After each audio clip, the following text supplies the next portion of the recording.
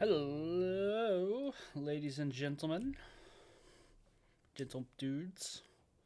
Welcome to the Falcon Paladin Hour. Special guest Falcon Paladin. It was a rare get. A lot of contract negotiations going on behind the scenes, but we got him. Fan favorite. Yeah, some pretty contentious contract negotiations, but we don't have to get into that. Just glad to be here right now. Yeah, yeah. I'm still very upset you took out the nudity scenes that we had a plan that you just refused to do them. It was very. Yeah, it's just 2025, man. It's It's. just governments are protecting kids from that kind of stuff, and I was like, let's I'm. just join the bandwagon. So. I feel like you're disrespecting my creative vision. Yes, no, I definitely am doing that, undoubtedly. Disrespect, like super disrespecting a creative vision, but it's just get with the times, man. Yeah, with the times. Okay. Hmm. So I hear it is still hot in Utah, hence the background of the sun sending off solar flares. It is. Mm-hmm. Yes, that is correct. Mm-hmm. And currently, let's see, just 94 degrees at 7 p.m. No big deal.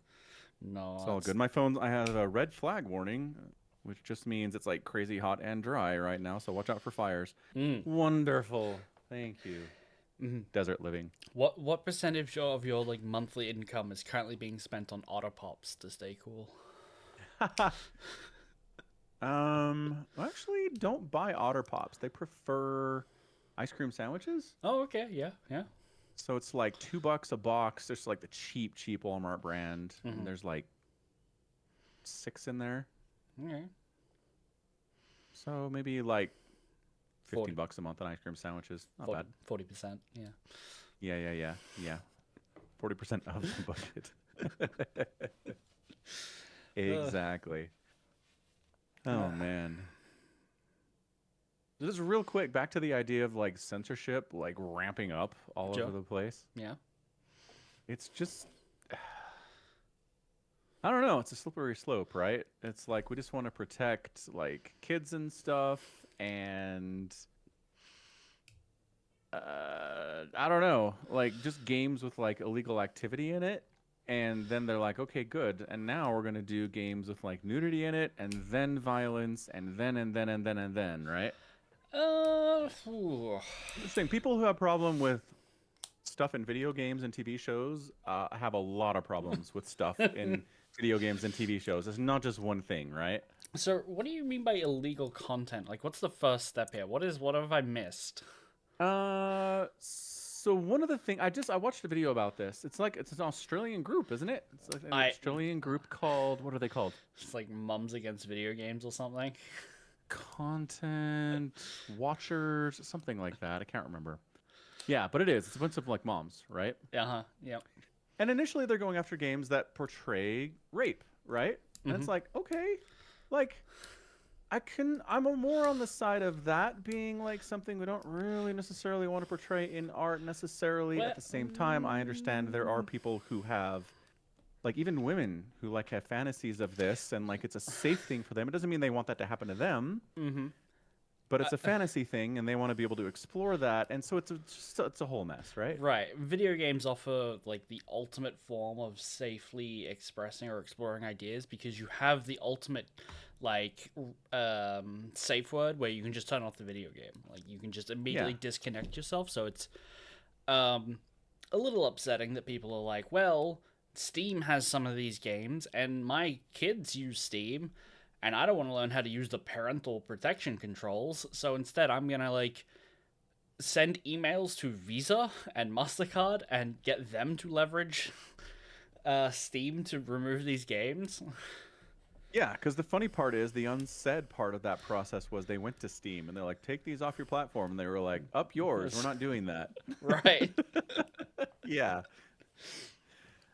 So then they figured out that the pressure point, the pain point here is the if you can't accept Visa on your online platform Mhm. or MasterCard, then your sales go way down and you don't want that to happen. So Right. pressure the payment processors, which is a smart, kind of evil idea. Yeah. Huh. Yep. It's So it's yeah, it's a mess for sure. Yeah, it sucks. Anyway, yeah, Um, that's it. That's all I had. so, what are your favorite rape games on Steam, Falcon? I don't find that entertaining at all, but I understand that some people do, and like I don't know, I like I, to respect other people's preferences as long as it's not hurting anyone. I mean, I've enjoyed Game of Thrones. And I would not describe every act seen on TV Ooh, as consensual in that. that's a good point. That's a good point. Yeah. So again, then the question becomes sometimes are you glorifying the act or is this being portrayed wholly as an evil bad thing? And what's the moral you're trying to teach here? Right. Right? It's almost like you can't do this. Like you can't wipe them all off the face of everything with a broad stroke because you need to look at the nuance and the context that's legitimately there. Right? Yeah. It's very tricky though. It's much easier just to sweep everything under the rug with one Uh-huh. fell swoop and call it a day. Yeah. Yeah. Yeah. On a completely wildly unrelated note, I'm gonna hope so. I was playing some Diablo 2 Resurrected today, right? And streaming it. Uh huh. Yeah. And I get to like the big boss at the end of Act 2, okay? So I'm in there and I'm fighting him and I'm like, I am not doing any damage to this guy at all. I'm like, am I just under leveled? Is this I need to like there's also difficulty levels you can set, you can do scaling on the game. Okay. What are you at? It's funny, the way it does it is it's like the default is you're playing by yourself, and then you can up the level to like you're playing with somebody else or playing with 3 or 4 people, but you're just alone. Mm-hmm. So they kind of scale the difficulty based on how big your party is, even if you're just alone. It's an interesting way to do it, anyway. Right. So I'm on level 5. I started that today, and I'm like, all right, this is challenging, but I'm beating some stuff. It's okay. Then I get to this boss and I just get wrecked. And I'm like, hmm. So I'm heading back to do another run, and chat's like, you didn't have your weapons equipped. And I'm like, Oh. what? And how this happened was to get into the boss room, you had to use the Staff of Kings to open the way. And to keep track of where the Staff of Kings was, because I got it like 4 hours before I did the boss fight, I equipped it in my secondary loadout on my character. Mm. So I got to the room, I swapped my secondary loadout, put the Staff of Kings into the thing, opened the door, and didn't swap back to my main loadout Oh. where my shield and my scepter were. That's. So I'm in there. Puh, puh, die. Why isn't he dying? Punch, punch, punch. Oh, man. So Oh. good. That's funny. So once I had my weapons equipped, it went much better. Oh, that's funny. So you've now beaten that boss, I assume. Oh, Oh, did I lose you? sorry. I think hiccup there. Say that again. Did you beat the boss and everything was I did. back to normal? Everything's great. Yep, everything is great. I have been tasked by the angel Tyrael to single-handedly stop the 3 great demons, Mephisto, Baal, and Diablo, from uniting their powers and destroying the world. That'll He's go like, well. you can do it. And I'm like, what? He's like, bye. It seems like a lot. I don't know. Yeah, it seems like a lot for a regular mortal person to do. I'm a paladin. I have some magic. It's nice and everything. But yeah, I don't know, man. It's just funny because I played this back in the year 2001, spring 2001. I played it. I was a freshman in college. Guy I met on my dorm room floor had it, and I played through the campaign. Then the semester ended, and he went back to Canada, and I never saw him again, and I never played the game again. Oh, Right? okay, yeah. So I have no idea what's going on in this game. I have beat it. I have played it. And every once in a while, a certain sound or like a certain visual will like click. And it's like, you remember that from 25 years ago. And I'm like, I do remember that from 25 years ago. Huh. Oh. But it's not very much. There's not very many things. It's been fun though, definitely. I swear, haven't you already replayed Diablo on stream? Like, isn't that, or is it Diablo 1 you did? Have they remastered number one? No, but I I played Diablo 1 for the first time in 2021. I didn't stream it okay. though. I just played it. Oh, okay. Maybe that's what I'm remembering. Yeah, I did post like just a video on Twitter and put it in the Discord of like me defeating Diablo. Okay, that might be So maybe you what I'm saw thinking. that and you Maybe. were like, "Ah, Falcon played Diablo." Yeah, that was Diablo 1. Mm, fair enough. Yeah, and I mean, this is a review for a game that came out 25 years ago, but as far as like sequels go, Diablo 2 crushes. Yeah. Diablo 1's like there's a great evil beneath your town. Go down there and like it's just you have one town, you come up for supplies, you go back down into the labyrinth, you clear out different floors, Mm-hmm. and then you get to the bottom and there's Diablo. And this game's like, what if there were 300 dungeons? And what if there were 17 cities you went to? And what if you had 7 classes instead of 2? And it's just like completely blows it out. Uh-huh. And yeah, just knocked everyone's socks off back then. Like, way to go. Old Blizzard, man. I miss those guys. They knew what they were doing. Have I complained to you about the game Killing Floor 3? No. Okay, so Killing Floor 1 was a game I didn't really play, but I played a What is little. it? It's like a zombie monster survival game, like a first-person shooter horde mode kind of thing, right? Like Okay. you jump into a map, you fight waves. In between waves, you go to like a trader pod, that's trader like shopkeep, and you buy new weapons and better weapons, and then you rinse and repeat for anywhere between like 5 to 10 waves depending on the difficulty. I have played a lot of Killing Floor 2, right? Okay. It is unabashedly British, right? Like everyone says dosh and stuff like that. What the hell is Dosh? It's money. What? Yeah, Okay. so, you throw some dosh around. Yeah, like I said, it's British, right? Yeah, no kidding. All right. Anyway, long anticipated Killing Floor 3 was supposed to come out like 4 months ago. They pushed it. And like, it needs more time. People said so in the beta. So they gave it more time, gave it like another 3 months, and it came out a couple weeks ago. And instead of doing what Diablo did, where it's like, hey, what if instead of 7 maps there were 10, it was like, what if there were 5? What? What if we shrunk the scope? Right. What if instead of about 8 different playable characters and 8 different classes that you could play them as, so if you wanted to play as Foster, who's this guy with like a gas mask, he's like always wearing it, but he's in a suit.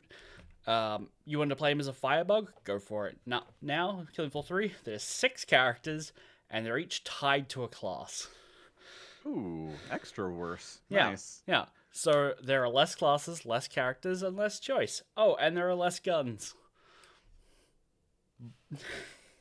The graphics better? Like, what do they do? Yeah, the graphics look great. The redesign on all the Okay. monsters are generally pretty good. The music's good. They didn't fuck that up. But yeah, there's only 3 Okay. bosses to fight, and there wasn't a whole lot, I think, in the previous one, because like, I don't know. I don't remember fighting very many bosses. There might have only been like 5, so it's not a huge step down. But still. Wow. There's also like a roadmap that they're like, here's what we're gonna do over the next 4 planned season passes you can buy. Yeah, right? And one of the things on there is like, oh, we'll also at some point work out how to put in text chat for the game. Ooh. So Fancy. it's missing text chat, which means you can't communicate except via like pings and emotes to other players.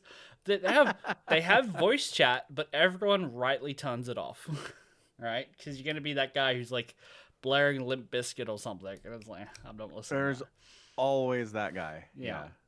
Always that guy. So you can't even be like, hey, I need money. I just need 50 dosh so I can buy my next upgrade gun, of which each class has 4 and a sidearm, so 5 if you include the pistol. They did add a new like mod system where it's like, okay, you can now destroy some destructible pieces of the environment, like cameras and things, and get tech, and then in between games, craft mods and then upgrade those mods so your guns get better. So strictly speaking, the number of combinations blows the previous game's number of guns out, right? But I don't think giving my assault rifle a drum mag counts as a like hugely different weapon, you know? Like it's not a meaningful difference having 40 rounds instead of 25. No, it is not. Not really. So I mean, it's nice, but yeah. it's kind of nice. Some weapons only have one option for like a sight.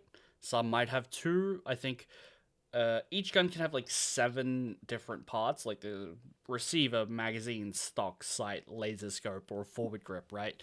The barrel. So there's like, in theory, a lot of combinations. But it's like, okay, for the receiver, I have 2 options. For the magazine, I have 2 options.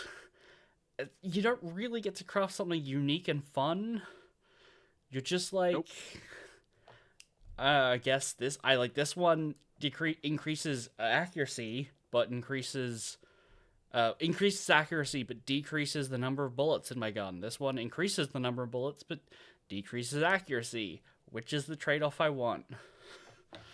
Yeah. Neither, please? Is neither an option today? Well, No.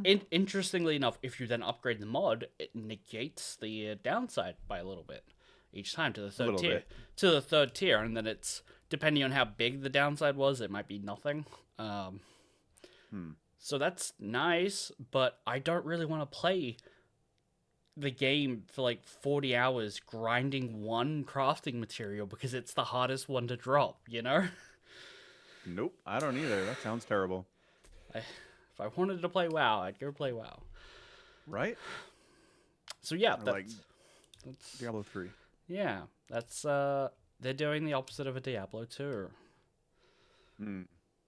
There you go. That's my little. The graphics are prettier. They are, generally speaking, they are generally prettier. I think the bosses, like one of the bosses, is particularly uninspired. It's like this big bug creature, and it's not fun to fight. It's just like, okay, shoot the weak spots. Let's get this over with. Anyway. That does sound terrible. Oh, I'm sad. Yep. When did this come out? When? This game came out 24th of July this year. Yep. It has mixed reviews on Steam. Sounds deserved. Yes. Deservedly mixed. Yeah.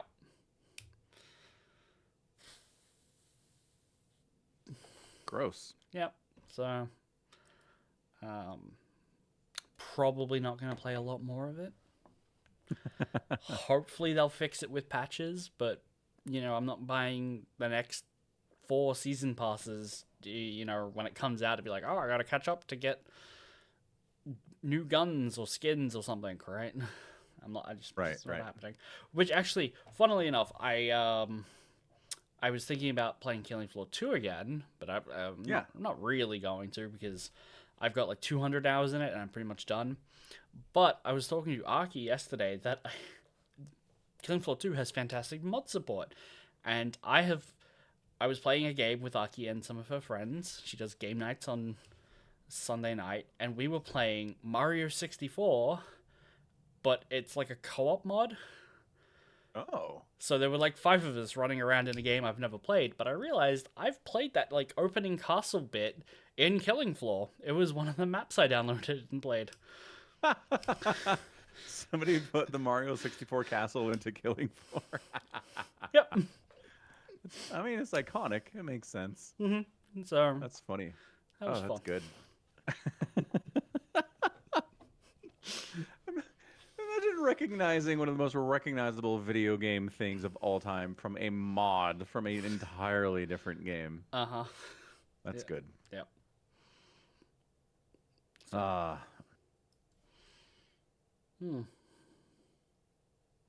Video games.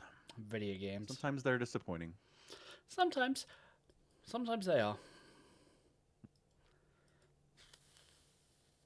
Is there anything else coming out soon worth talking about in video game wise?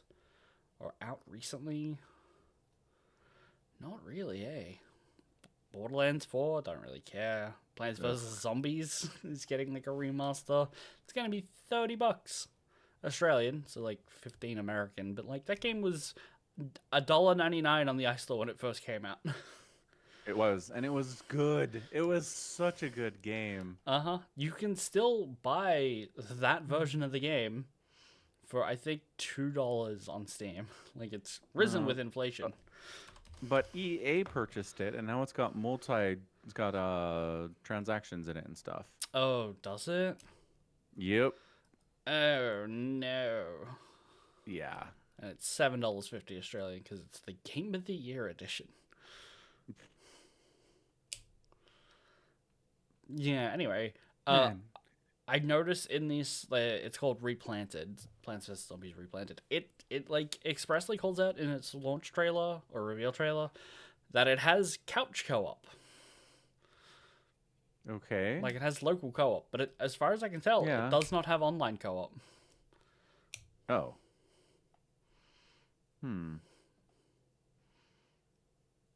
All right.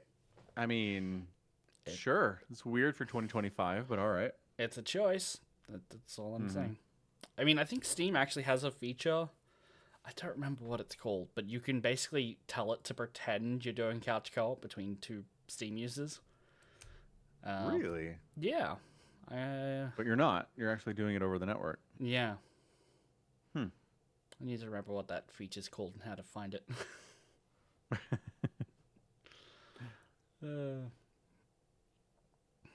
Well, I mean, if the game ever comes out, I might get banned for being violent, Falcon.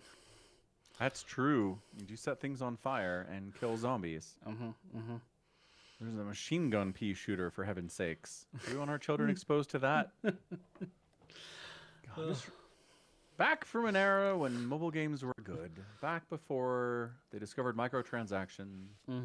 Well, Candy Crush. Before Farmville.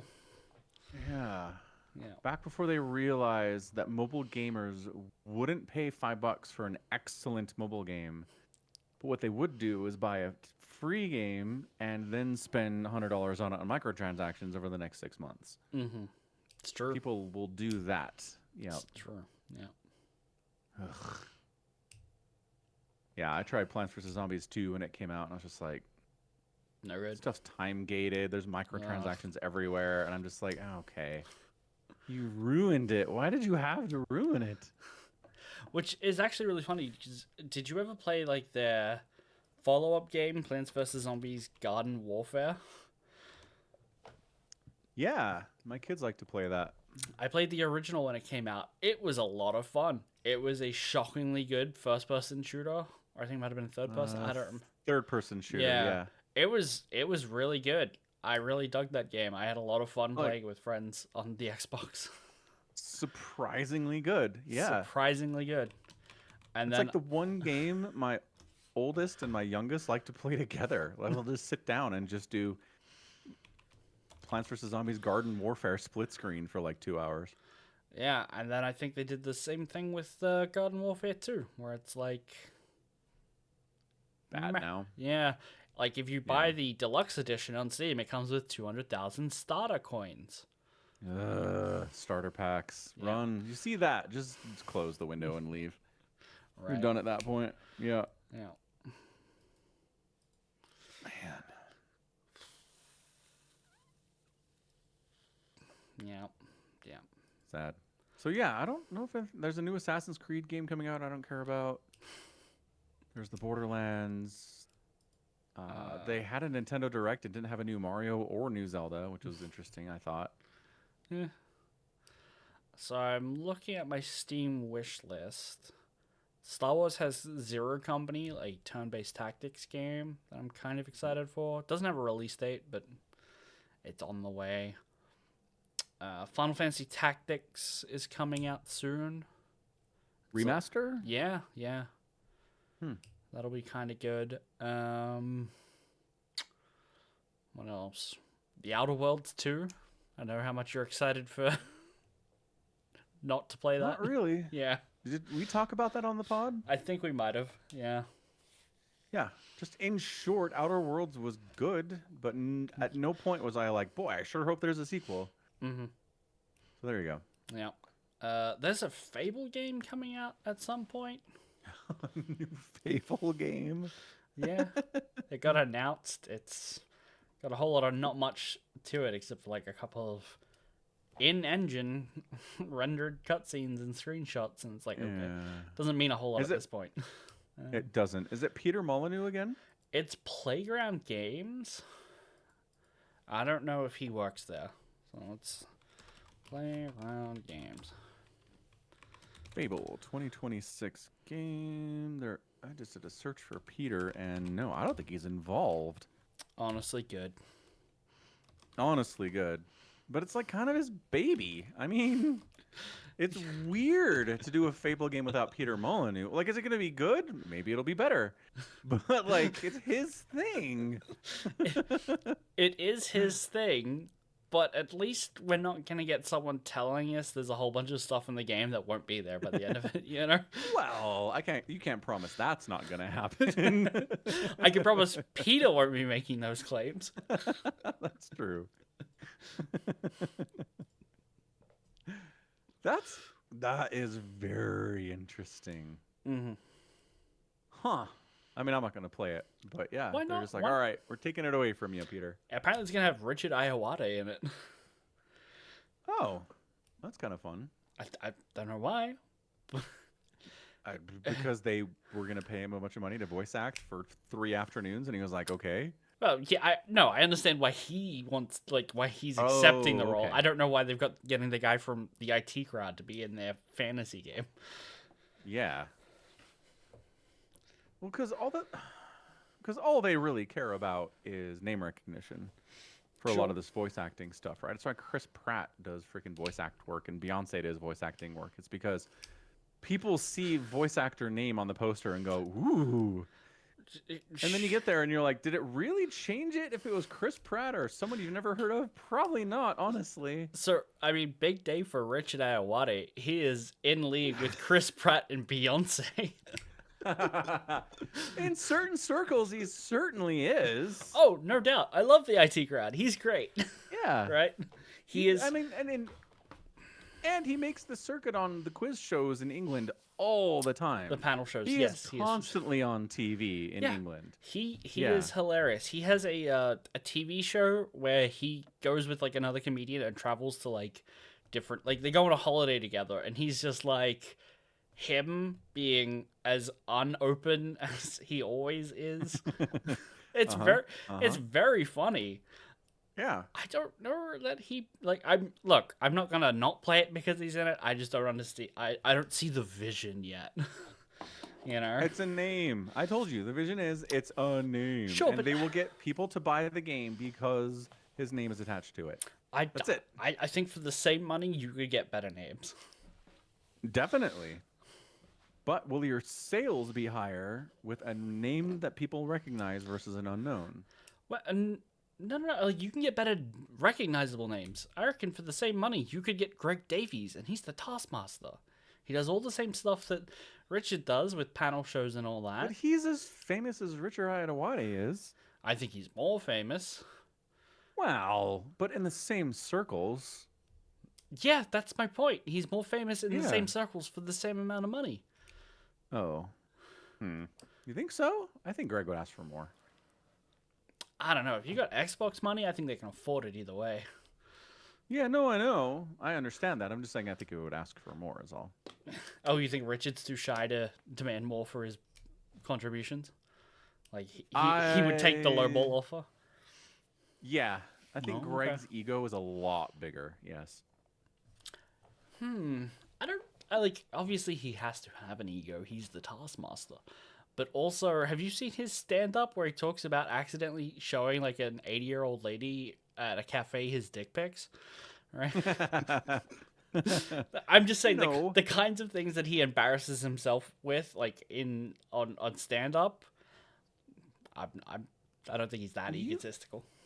Okay. I mean, you could do self-deprecating humor and still have an ego outside of your stand-up, I think. Sure. Yeah. But I don't know. I don't know the guy. I'm just making some assumptions here. I highly recommend everyone go watch. I think it's You Magnificent Beast, his Netflix show. It is so funny. It is so He's pretty funny. great. Yeah. That's my recommendation for today. Okay, we got there from friggin' new Fable game.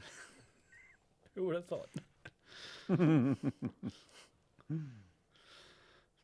Oh boy.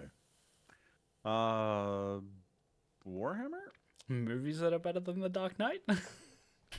We could do movies that are better than The Dark Knight. I mean, did you bring a list? I think we said we'd bring lists. I did not bring a list. Did you bring a list? Oh no, of course not. Okay, good. I just I did spend some time thinking about it. And not a lot that's really going to convince you because The Dark Knight's a good movie, right? Can I just say one thing I wanted to say when we had this conversation, and I forgot? Sure, yeah. The Two-Face storyline is entirely unnecessary. Oh. Everything Two-Face in the movie is just like, you can take it out. It doesn't matter. Okay, so you think this movie that should be in the top 50 or top 10 movies of greatest movies of all time? No. Of the last 25 years. Okay, of the last 25 years of all of my time. Yeah. You reckon one of the side plots could just be entirely extricated with no impact? Like, isn't a lot of the movie about how you can turn good people evil, and that's what the Joker tries to do to the Batman, and then he successfully does to Harvey Dent, right? Isn't that what the movie is kind of about, right? Living long enough to become the die a hero or become a villain, and like we get an example of that with Harvey Dent. Yeah, but he didn't have to be Two-Face, I think is my thing. Oh, okay. You think he should have been someone else? Like an original thing. Yeah, have him lose Rachel and have him get injured somehow, but like he doesn't have to be Two-Face. Well, I mean, he's Harvey Dent, though. He has to be Two-Face. Like, he can't become Bane. Like, what do you want him to be? I know, but the movie would have worked just fine with another prosecutor with a different name who isn't fated to be Two-Face. That's the shining paragon of virtue in Gotham that the Joker turns, and he makes his point, and he doesn't have to be Two-Face. That's all I'm saying. Okay. Yeah. So, I mean, I don't really have any newer movies to add to this debate because, like, none of them will change your mind. But I will say I think The Batman with Robert Pattinson is a better Batman movie. Ooh. Okay. Yeah. And was that on anyone's list? No, it wasn't. The lists are bad. Off stream chat, what we did was we went through about 15 lists online of what people think the best movies of like the 21st century are. And very few of them had The Dark Knight in them at all. One of them had him at like number 8 and one of them had like 42. But Falcon thinks it should be top 10. Or top 15. Do you want to retract? Yeah, I mean, I think what we learned from looking at all those lists was that there's no coherence at all to anyone. Everyone's list is wildly different, right? Of course, yeah. People like different things. Okay. Yeah, so there you go. So subjective. So where would you put it on your list, if not number 1? Yeah, right. It's not number 1. I put it in my top 10 of the last 25 years. Okay. Yeah, that's fine. Yep. I then went and had a look for what would be a movie I think is definitely better than The Dark Knight, but would make you the most angry. And I think I have it. I think I found the movie that I like more than The Dark Knight. I think is better. Not necessarily everyone else is going to think of better, but it's actually Sword Art Online movie.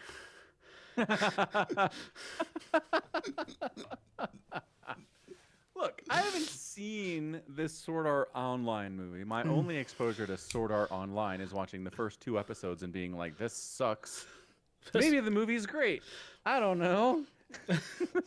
So, there's a big bait and switch in the anime where, and I assume the manga, where instead of getting the floor-by-floor account or like a direct linear story of like trying to clear this death game. It like just hops around and goes, hey, the first 2 episodes are about clearing the first floor, and then it jumps to like floor 28, right? Like that's Yeah. where it goes in the story.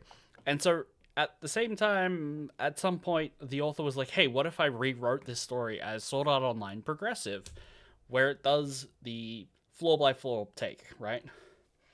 Anyway, they made that into a movie called Aria of a Starless Night, and it's legitimately really good. Oh, there you go. It's basically the first, I don't know, 2 or 3 episodes of the show remade to be way better. Huh. That's It's it. like, this kind of sucks. Let's fix it. Yeah. Good man. Yeah. Yeah. And I think it's better than The Dark Knight. I think it's more enjoyable. Okay. I do. This would hurt me more if it's a movie I've seen and don't like, but sure, if that's the best you can do. I assume you don't like it because you like you won't watch it because you know you won't like it, right? So you won't watch it, right? Yeah. And like I'm not going to pick Fast and Furious. We both know I'm lying. You know. It might True. hurt you more because you're more familiar with it, but you know. I mean, which Fast and Furious is the thing? I think 7. I only ever saw the first one. Oh, really? You should Yeah. give them a watch. They're fun. Don't There's take them like seriously, but 15 of them. there's 11. 11, Falcon. Let's not be crazy. I did watch a new movie yesterday that I thought was better than Dark Knight, which was Bullet Train. I think that's a really good movie. Ooh, is that the... It's Brad Pitt. Help me. That's the Brad Pitt one. It Yeah. is. Yeah. Yeah. That was good. I like Bullet Train. That was fun. Yeah. So, if anyone in chat or in the YouTube comments wants to leave a list of movies they think are better than The Dark Knight, I would be very eager to read them next week. Yeah, let's do that. We'll see what the people say. All right, Warhammer. I mean, the bigger part Oh? here, though, is your claim that the Dark Knight movie is mid. I don't remember saying mid. Like, I Okay, think well, what word would you use to describe it? just okay. Okay, so Samacron believes that the Dark Knight is just okay. Oppenheimer is definitely better than The Dark Knight. Ultra has not seen Oppenheimer. That doesn't help him. That's Yeah. a question, though, I guess. I don't know why he asked about it if he hasn't seen it, but you know. You think it is? Yeah. I think it is maybe too long as a movie, but I think it is ultimately better. Right? It's not without criticism, but I think it's better.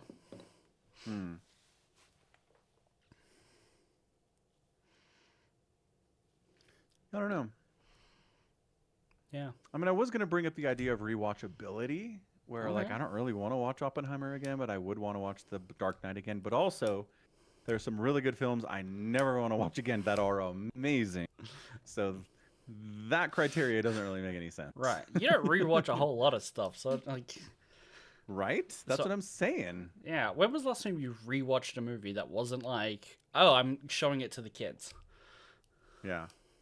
Serenity So, oh, on my okay. birthday last year. Yep. Serenity is great. Do you watch it every birthday? No. What I did last year. Okay, just for the big ones. Mm-hmm.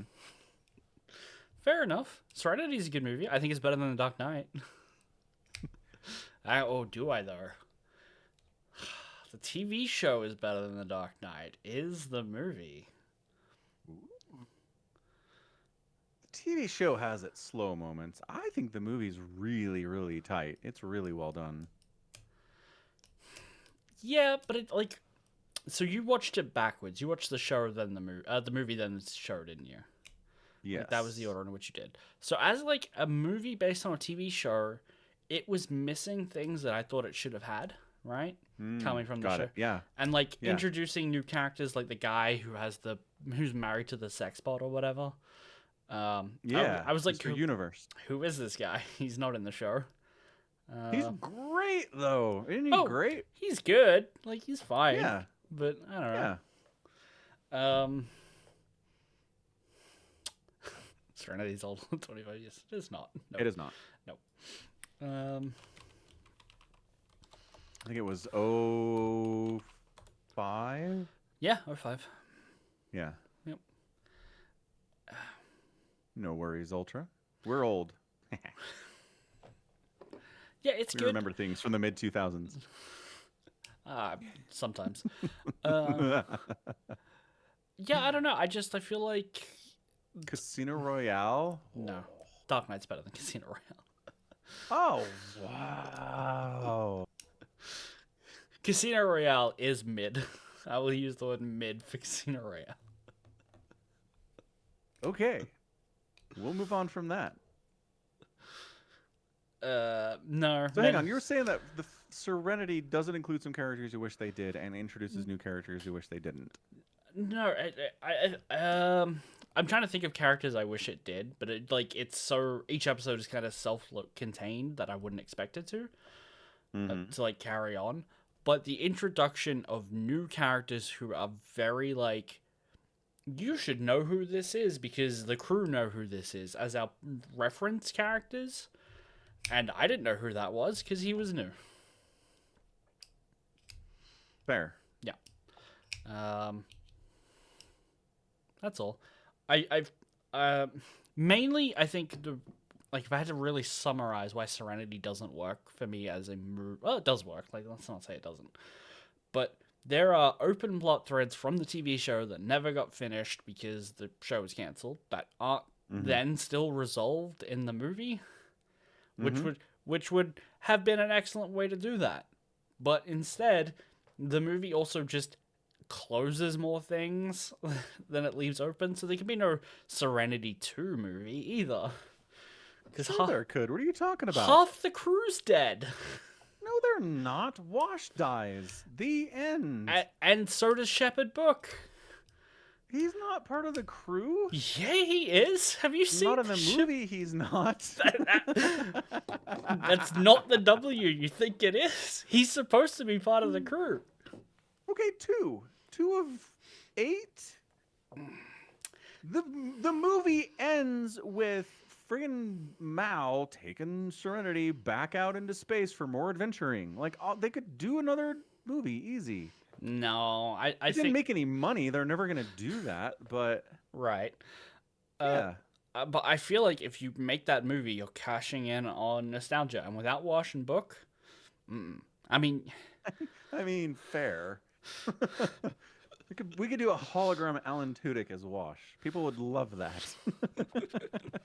I mean, I was gonna say you could do a prequel and recast Book, but you know. Ooh, yeah. You have to de-age Alan Tudyk. have to DH everyone, except for the entire crew. Except for like Marina Bakarin. I think she's ageless, given by recent photos. She looks older now than she did back in 2005. I bet. I don't know.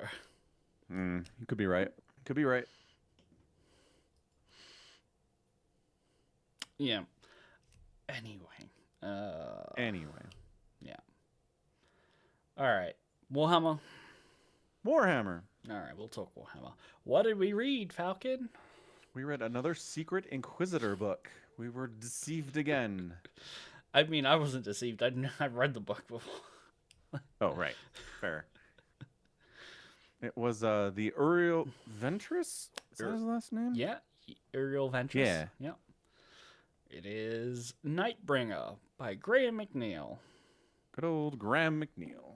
Legend in the space. Like you say Graham. Like it's Graham Cracker, but it's Graham.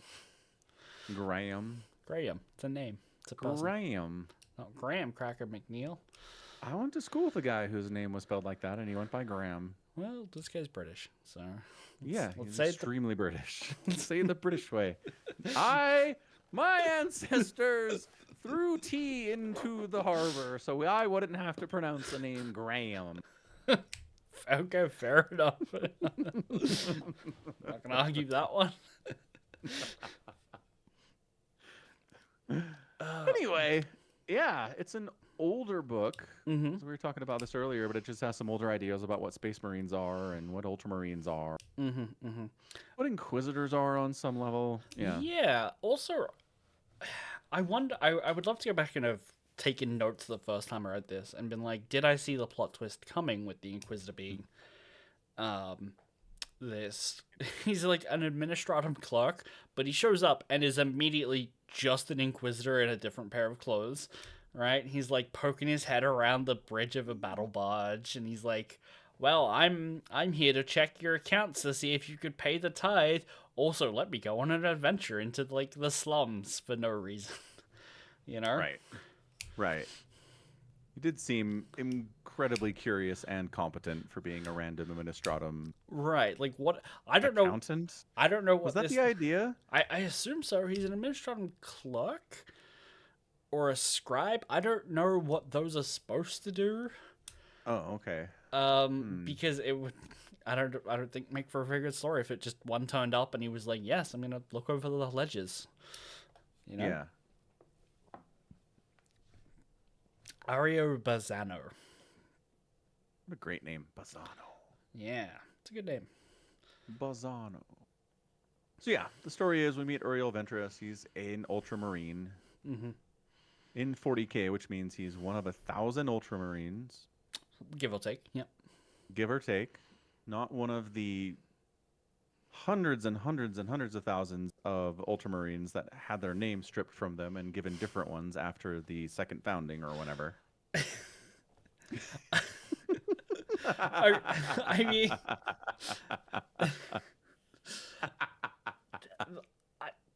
the language you use, like they had their names stripped from them. They didn't lose their names. They would have kept being John Space Marine or whatever their names were. That would have happened 9,500 years before the events of this book. I know. Nobody anymore cares. The Ultramarines at the time, I don't think cared because Gulliman was the one spearheading that, and he's their dad, right? Yeah, I know.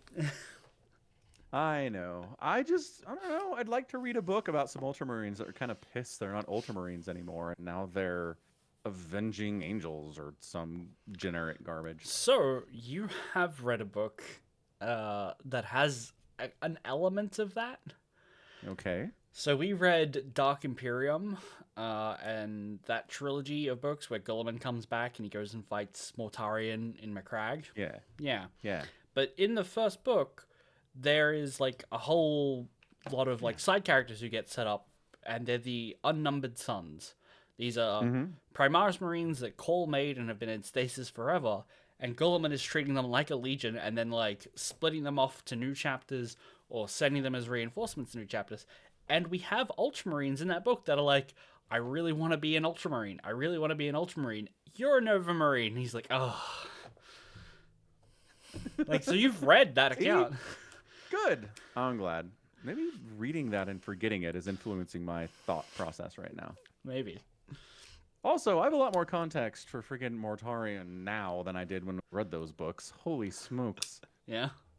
Because I read it and I was like, I don't know anything about this guy, and now I know a lot more about this guy. Do you want to reread those books? It's been a while. Not really, no. Okay. I don't know. Maybe one day. Maybe one day. I'll put them on the list. Yeah, so Ventress is a newly raised captain to the 4th Company, which means his armor is blue, but his pauldrons are highlighted in green instead of gold when you think Ultramarine.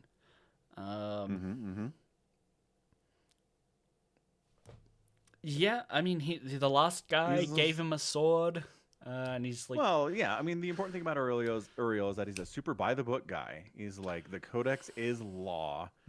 Well, initially he is very much a by-the-book guy, right? Yeah, so they do mention that his predecessor, this guy who gave him his sword, sometimes had his own asynchronies with the Codex, right? Yeah, did his own things. Trusted his gut.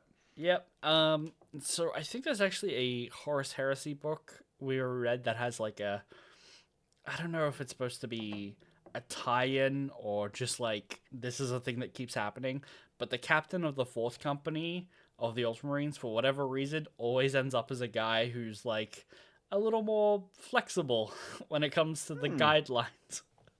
It's a tradition. Yeah. Okay. That's interesting. Yeah. I think it's strange, but, you know, it's whatever. Yep. and he is sent to help this Inquisitor in disguise bring peace to Pavonis, who have failed Well, to meet their ties. there you go. It's less about peace and more about you're not sending us what you're supposed to send us. Well, Tanks and stuff. it, Yeah. it's a little bit of peace and a little bit of that, but because the Imperium is aware that there are like Eldar raiders intercepting Yes. shipments. Yes. But it's so rare that anybody representing the Imperium is like, we get it. There's Eldar raids on your stuff. They're always like, you're not meeting your ties. We're here to fix that. Every time. And I'm like, so like, you understand what's going on here, right? Right. But man, they're really concerned about the ties, which, like, you can do both. I get it. You could be worried they're not meeting their obligations and make a lot of leeway for their ships are tens of thousands of years old and cannot handle freaking Eldar Drukhari raiding parties. I'm glad you used the word Drukhari, because it's not used in the book. It is not. And I was worried. I was worried that like this book is old enough that like nobody differentiates between the regular Eldar and the Drukhari, and I was like, oh no. But then they get there eventually, and I was like, oh, okay, got it. Not that anybody really cares. Not that anyone really cares, no. But No. would you like to know why the word Drukhari is not used in this book? Because it hadn't been invented yet? It hadn't been invented. So Yeah. I think it was 2016. Games Workshop sues another company that was making sprues and bits and pieces, third-party bits that like Games Workshop wasn't making, but that were like calling themselves like Bolter for captain of the Astartes or whatever, right? And so, no, not for Astartes, for Space Marine, very important. And like, you know, Dark Eldar on jet bike or some shit, right? And so they go, hey, you can't do that. And they go, no, we can. And they take him to court. And Games Workshop largely loses. Uh-huh. They learn that a lot of the shit that they've been calling their models It's not copyrighted. not copyrighted. So suddenly, overnight, you get, instead of Dark Eldar, you get Drukhari. Instead of the Guard, you get Astra Militarum. Instead of Space Marine, you get Adeptus Astartes. Really? Yeah. So Adeptus Astartes didn't exist until 16? it kind of did. It was not very commonly used. It wasn't the default moniker. Okay. It was a thing, but it wasn't like Drukhari was straight up invented. Yeah. That's incredible. Yeah. I kind of like it because it does help you understand that the Imperium at this point is like, we don't care too much that there are two really different versions of the Eldar. They're Xenos, they're aliens, we don't give a shit. These ones are extra bad, but the other ones are almost just as bad, and you know, Right. like they just do not care to differentiate at all. So yeah, I really like it for like that, where it's like they're all Xenos, they're all bad. But I do kind of want to really read the latest Ventress book, because he's now crossed the river Rubicon, become a Primaris Marine. He's a captain of the Ultramarines, so he's met Gilliman, who has a pet Eldar. I keep seeing this. Well, no, okay. The Grimdark subreddit loves addressing this concept. Okay, I have no idea what anyone's actually talking about. I'm talking about a different Eldar. He in the so in the Dark Imperium books in which you read, he has like an Eldari liaison hidden below decks, who he like has a conversation with, like, we're having a board meeting, bring out the Eldar so we can discuss whether or not the Emperor might actually be a god and what it means to be a god. Yeah, I remember that. Yeah. What Grimdark is always talking about is Yvraine. She was one of the Eldar that was like very responsible for having Gulliman be revived. She worships and is the like prophet of the Yinad, which is like the Eldar god of death. Oh. And so they believe that if she can get like a certain number of MacGuffins together, she can actually like fully resurrect the god of death, and that will be enough to fight and kill Slanesh. The Eldar have big plans sometimes. Right. Holy crap. Right. Um, Yeah. and as like this prophet, she can actually take away the Drukhari's like soul sucking that they need to like do torture to like sustain themselves. Like she can prevent Wait, that. wait, what do you mean? What do you mean take it away? She can like block it, so they don't need to do it. They can like live without having to do torture. Holy, like permanently? They have to like swear to like follow her and like help raise Yanari, the Yinniad or whatever it is. Do they And have to be in proximity to her? not super close. I've read a book where a character like leaves and doesn't immediately feel the like the effects, but like as her goals kind of shift away from like helping her, it comes back. So it can be rescinded or is maybe like has to do with your alignment. That's crazy. Yeah, Okay. but Yeah. she's had like one conversation with Gulliman, and the fan base immediately took that to be his Eldar girlfriend. Grimdark's insane. That's all there is to it. Yeah, yeah. Yeah. Okay. So I'm very curious to see how this version of an Ultramarine, who is just like they're all Xenos, shoot them all, sort them out later. Yeah, totally. Eventually, you know, is like, well, you know what? Maybe the good Eldar or the less bad Eldar, we can have an alliance with them. Maybe Yeah. it won't be so awful. Who knows how that gets written? Who knows? It probably just doesn't come up. Probably not. Hasn't bitten Necrons or something. Like, man, speaking of which, every time in a Warhammer book, to get back to this book, there's a deep dark mine, it's always Necrons. It's always Necrons. Yep. I was like, oh, hey, it's Necrons again. Surprise. Surprise. So, you know what a Satan is. The precursor races that gave the Necrons... No, they promised to fix the Necron space cancer. Is that them? Essentially, they offered them immortality, and they gave the Yeah. Necrons metal bodies. Yes. So this is the Nightbringer. It's another shard of Catan. Or is just the Nightbringer. I don't know that they use the word shard in this book now that I think about it. I don't think they do. So we've met the Trickster in like Infinite and Divine, where the two Necrons are like trying to get into this vault because it might have like a still living, well, a still corpse of a real Necron back when they Right. had body. But it turns out it was the Trickster Catan. This one's called the Nightbringer, I guess because he eats stars, but they all eat stars. So what's special about this guy? He's just really powerful, I guess. Oh, not powerful enough that a friggin' space marine can't kill him. Well, he's not dead. He doesn't die at the end of the book. Well, defeat him. Sorry. Yeah. He threatens to have him killed over the next million years as he fails to feed on anything. A threat I think Uriel couldn't enforce. It's like the people living on the planet know that there's like something down here now, like, are gonna start mining again, and over the next million years nobody comes and digs this guy back up. Someone's totally gonna dig him back up. Easy. Yeah. But so this is the very ending of the book. There's a threat that Uriel's like, I'll collapse the entire mine on us and you'll be stuck down here and die in the next million years, right? And the Nightbringer's like, oh, that's a good point, and flees. He just runs. And they're like, well, we can't do anything to stop him.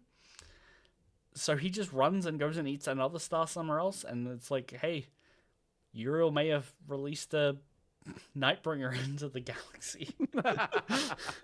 The end. Good job, hero. Could have exterminated the planet when you had the opportunity. Would that have done it? Maybe. Right? It would have stopped, like, it would have absolutely killed the people trying to awaken him and, like, free him. Yes. So. But millions of years later, Right. planet gets resettled. Yeah. Sure, but you could also put up a warning sign and be like, hey, don't dig here. If you just, like. Sure. But some people see those and go, ooh, dig here. That's a good point. Yeah, I don't know. It's just tough. It's tough. Yeah. So, what did you like about the book? Uh, hmm. What did I like about the book? I mean, I thought our Inquisitor guy was a perfectly reasonably average Inquisitor. He's kind of nuts. He's Yeah. very willing to put himself in massive amounts of danger to find stuff out, and he's Mm-hmm. willing to work with heretical texts and things to figure out what's happening and get to the bottom of it. And he's walking the line, and Mm-hmm. Mm-hmm. he's interesting. He's a good character. Yep. Super dead. Um. Super dead. So, how did you feel about the twist reveal that there's this character who, oh, he just hates the Dark Elder because he managed to escape from them after they tortured him a bunch, but it turns out no, they like let him go because now he thinks torture's super rad as well. Well, yeah, they corrupted him Mm. like entirely. They turned him into a Drukari, Mm. Mm-hmm. which I didn't know they could do that. It's kind of concerning, actually.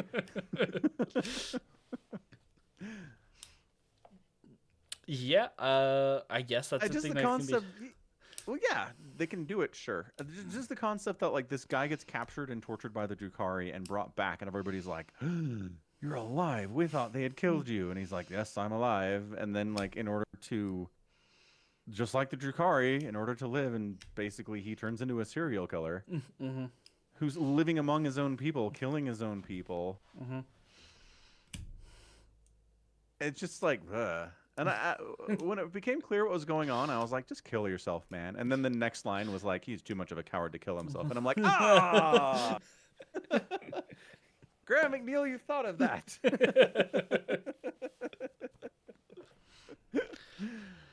I do love that his whole plan is to dig up an ancient god and demand it fix him and give him immortality.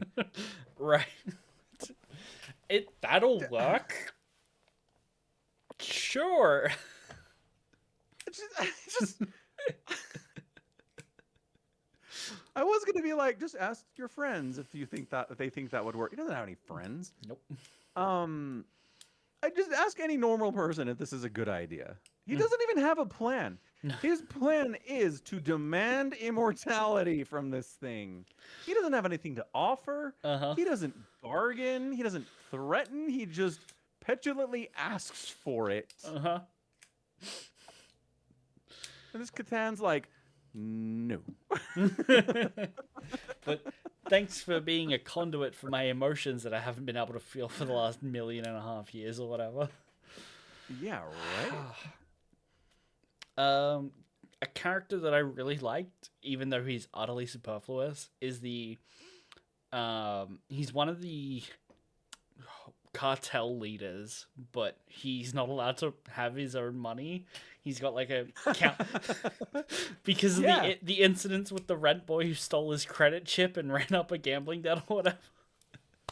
Someone who was working for him. Yeah. He basically stole out his money and like skipped out. And the ruling party on the planet's like, oh, you can't be trusted anymore. Yeah. So they put him in So like good. arbitration and gave like a small council to like manage his affairs in his estates, and he's like, don't they see I need a grav cart because it's an investment. I just can't be seen rocking up on a horse-drawn cart anymore. He is easily my favorite character, I think, in this book. He has maybe the worst ending of anyone in the entire book. Oh yeah, super awful. Yeah. But he's much needed comic relief, I feel. Up until that point, yes, he's very Yeah, funny. yes. Then he ceases to be funny at all. Well, yeah, yep. Yeah, yeah. Good stuff. Things I found interesting. There's a character who runs the ship that they're from, the Victus. Yeah. Lord Admiral Tiberius. I assume the only reason this guy is an admiral is because the book is about another, like, a captain, and that Graham thought it would be too confusing to have Captain Tiberius and Captain Ventress, despite them holding different ranks, the same rank in different branches of the military. Right. But no, instead we have a Lord Admiral and his one ship. Yep. It's a big It's a ship. good ship, in fairness. Yeah, yeah, Yep, yeah. yep, yep, it is. And he's nearly 400 years old. Mhm. So they keep him alive. Yeah, but I just thought it was interesting that they made him an admiral. And he's a space marine. I was like, I don't know that I've met many space marines who are just like, I'm a ship captain. It's like, you don't murder Xenos all the time? No, I'm just captain of a ship. Like, oh, So all right, that's interesting. that's the interesting thing. I totally listened, and I was like, oh yeah, he's a space marine, and that would Yeah. be the important thing, is that they made him an admiral. That way, there weren't two captains, because you got to be the captain of a ship. But I'm looking at his page, and he has there's a photo of him, and I don't think he's a space marine. It says he's a space marine. And I think it gets retrofitted that he's not in a later book. Because look at You're that. like, this is a weird idea. Look, that's just a guy. I mean, yeah. That, Well, that's just a dude. can't see how tall he is or anything. But like they all have like latent gigantism because like their faces are overly broad and stuff. That guy is not very broad. It's true. What did it say on that page? There was words about him. Uh, Early in the Battle of Curse, a Tyranid bioship collided with the command bridge of the Victus. As a result, Laszlo, what a great name, Laszlo, was left with scarring on his face. The Victus is usually assigned to the Ultramarines 4th Company under the command of Uriel Ventress. As 4th Company captain, Ventress is traditionally entitled to the position of Master of the Fleet, but transferred his title to Tiberius in recognition of the latter's experience. Right, but that's in the book. We know that. Uh-huh. But like, does it say he's a space marine on that page at all? No, it says nearly 400 years old, of late M41. He spent nearly all of his career fighting in space and is one of the chapter's finest void tacticians. So he's a tactician employed by the Space Marines. That makes sense. But it doesn't say he is a Space Marine. Right. That's crazy. And, yeah.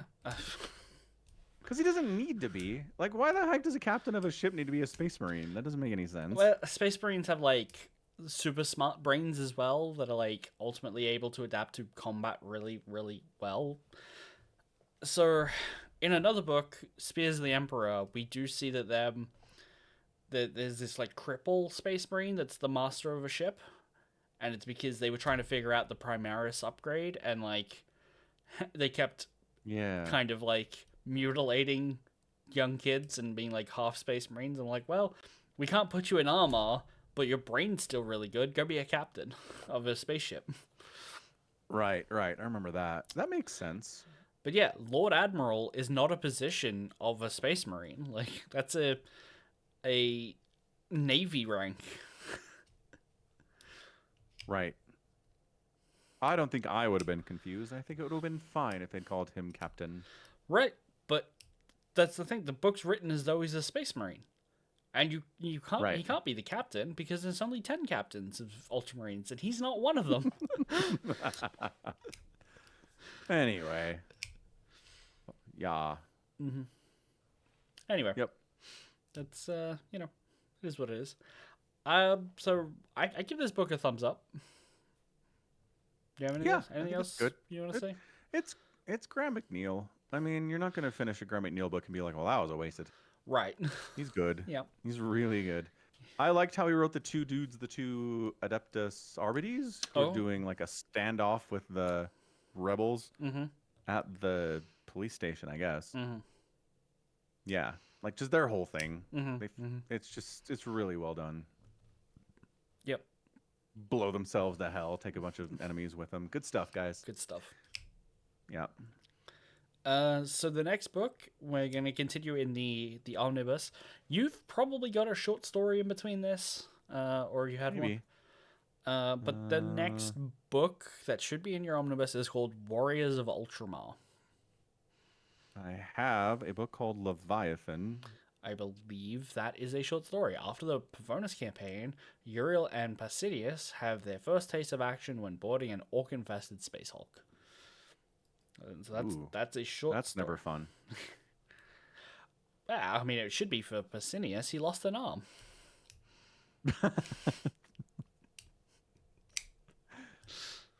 Now I'm thinking to rank. Like, as a space marine, like, what are the worst jobs? I honestly think being told to board a Space Hulk is, like, up there, man. That sucks. Okay, so from their perspective, it's all great, right? Fair. Yeah, I think as a space marine, the worst job has to be artillery because it's like, okay, I'm miles back from the actual fight, just firing a big gun. Anyone could do this. That's fair. Or being captain of a ship somewhere.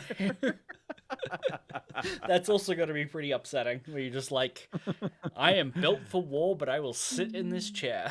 You know? Yep. I'll make navigational commands. And boy, I sure hope someone boards us. That would be great. Yeah.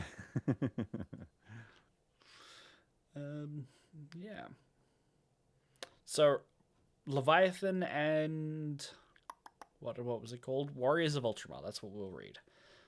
Done. I will Sounds good. dig up Leviathan somewhere. Okay. It will not be in an audiobook by itself, probably. Probably not. No.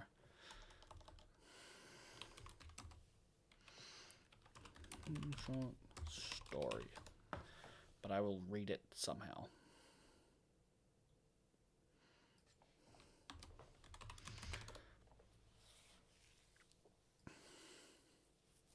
Oh, that's super confusing. There's another book called Leviathan by Darius Hinks. Good old Darius. Yeah. So that's not the book I need. Nope.